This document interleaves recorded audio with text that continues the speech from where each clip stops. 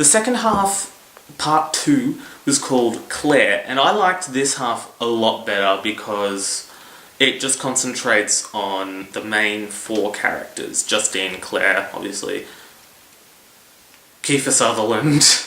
I really need to... hang on. I think it's John... I don't know. Not important.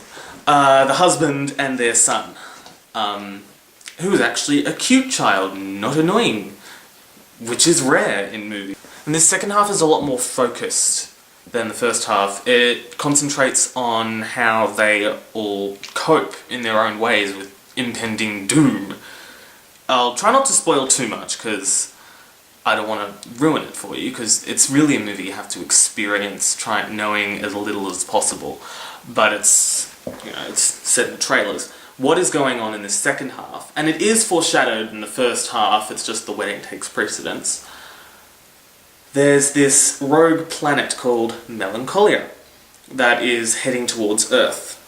And no one is sure if it's going to hit or not. And Claire is really scared that it's going to hit the Earth.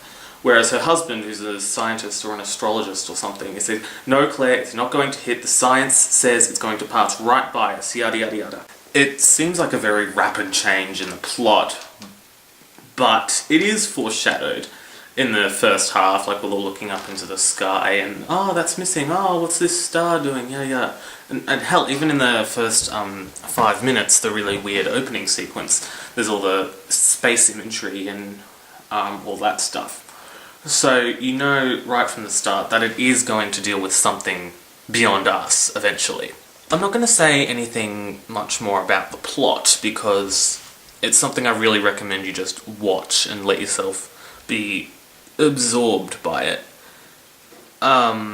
So, from what I can tell, the movie is basic, and from what I've read up on it later, there's no way I would have been able to get, there's no way you can get this the first time around. Not 100% anyway. As I said, the basic storyline is pretty coherent and easy to understand. It's an accessible movie to just about anyone. Like, you don't have to be familiar with, you know, art house movies or any kind of obscure symbolism or anything like that. It's accessible to pretty much anyone except, you know, children. I wouldn't let children watch it, it's a bit too overtly sexual for that. But yeah, I would recommend it to anyone really who just wants to watch something different. But so from what I've read and from what I can interpret myself, I haven't really given it much of an analysis yet. From what I can tell, it's just, the planet Melancholia is just one big metaphor for depression. The planet is constantly looming in the background and unrelenting and always threatening to destroy.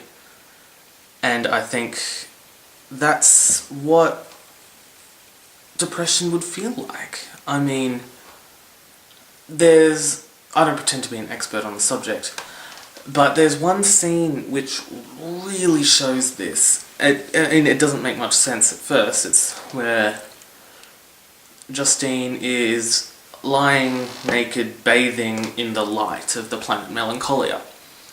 And if you see the blue planet of Melancholia as symbolic of depression, it's almost like she's found solace and comfort and even pleasure in her own depression, because it's just what she's used to. And I think that's what, as I said, I don't pretend to be an expert on the subject. I've never had depression, not majorly anyway.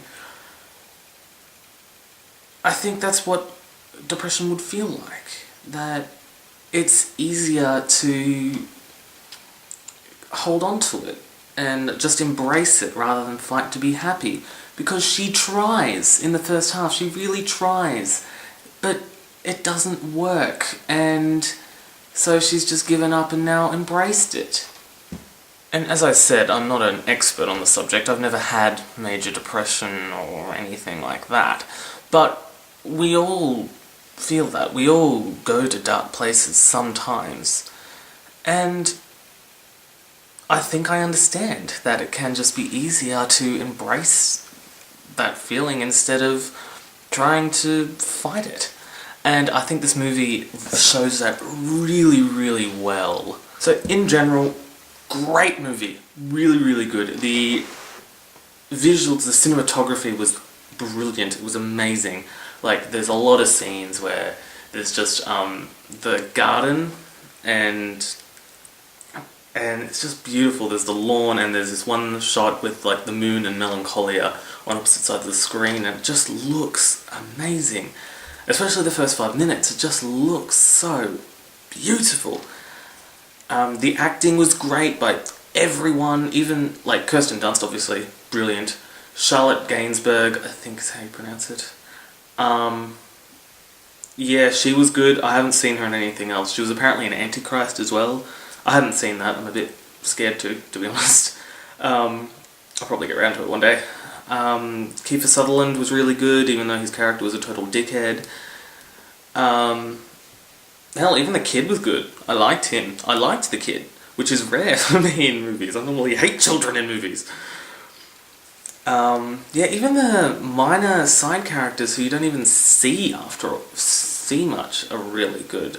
Alexander Skarsgård from True Blood, he was the groom, and he was good. His character was really sweet and supportive, and when things didn't quite work out the way he wanted, he was just very accepting, and the actor was really good at portraying that. He showed no frustration or anything, and I thought that was really nice, a really nice touch on the character.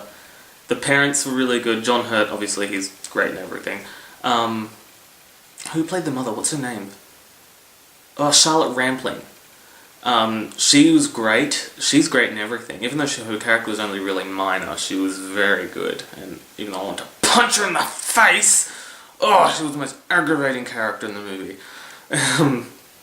But it worked. It was very good. Yeah. Direction was awesome. The storyline was really good, even though it was a bit slow at some parts, or just a bit confusing. Like, it's a relatively slow-paced movie, but it's never boring. There's always something interesting happening, even if it doesn't make sense. There's one bit of the storyline I found a bit confusing, and I didn't really feel as well explained, was Justine might have psychic powers or something. Like, she said she knows things, and that kind of was like, huh? Since when? And, how? What? Why? Which? Who? But that didn't really bother me that much. It was only a little bit. But, yeah, otherwise, it's an excellent movie. Definitely worthwhile. Worth analysing. And I'd recommend it to just about anyone, really. If you want to watch something a bit different, give Melancholia a go. It's a really, really interesting movie. Even if you don't like it that much, if you're not into this kind of thing, that's understandable. Give it a go. I'd highly recommend it. So that was my first movie review. Be nice, please. And if you have seen the movie, or do see it later after watching this, I'd love to know what you think. So, yeah, tell me what you think of the movie, or what you think of my review, or if you think I'm a total douchebag. Let it rip. I probably shouldn't say that on the internet, but there you go. Thanks for watching.